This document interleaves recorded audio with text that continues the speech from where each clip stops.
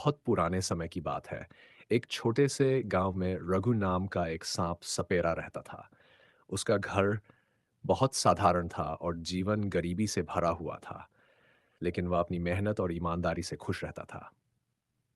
बचपन से ही रघु को सांपों के साथ खेलने और बीन बजाने का शौक था।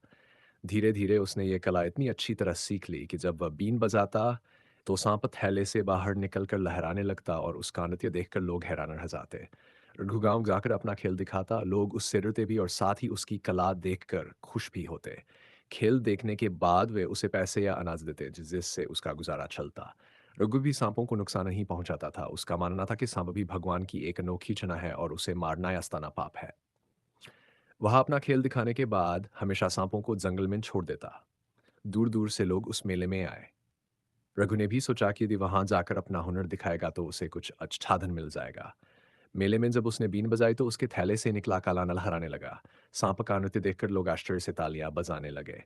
बच्चे खुशी से उछल पड़ गए कि हर कोई उस सपेरे का खेल देखने देखने लिए उत्सुक था। उस दिन रघु को बहुत इनाम मिला और उसका दिल खुश हो गया। लेकिन वही मेले में कुछ लालची लोग भी थे। वे रघु के पास आए और बोले, अरे सपेरे, इस सांप का जहर हमें बेच दो। हम तुझे बहुत सारा सोना चांदी देंगे। तुझे अब मेहनत करने की जरूरत नहीं पड़ेगी।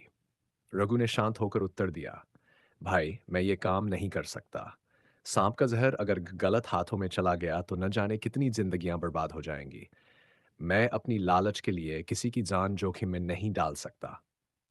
उन लोगों ने रघु का मजाक उड़ाया और कहा कि वह मूर्ख है जो इतनी बड़ी दौलत ठुकरा रहा है। लेकिन रघु अपने निर्णय पर अडिग रहा। उसके लिए इंसानियत और ईमानदारी धन से कहीं अधिक मूल्यवान थी। समय बीतता गया। रघु अपनी मेहनत से इतना कमाने लगा कि उसने अपनी बेटी की शादी अच्छे घर में कर दी।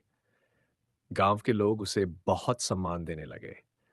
जब भी कोई ईमानदारी की मिसाल देता तो रघु सपेरे का नाम लेता। धीरे धीरे लोग समझने लगे कि असली दौलत सोना चांदी या जहर बेचकर पाया धन नहीं, बल्कि मेहनत और सच्चाई से कमाई इज्जत होती है। शिक्षा। इस कहानी से हमें यह सीख मिलती है कि लालच इंसान को गलत राह पर ले जाता है, जबकि सच्ची खुशियां मेहनत और ईमानदारी से ही मिलती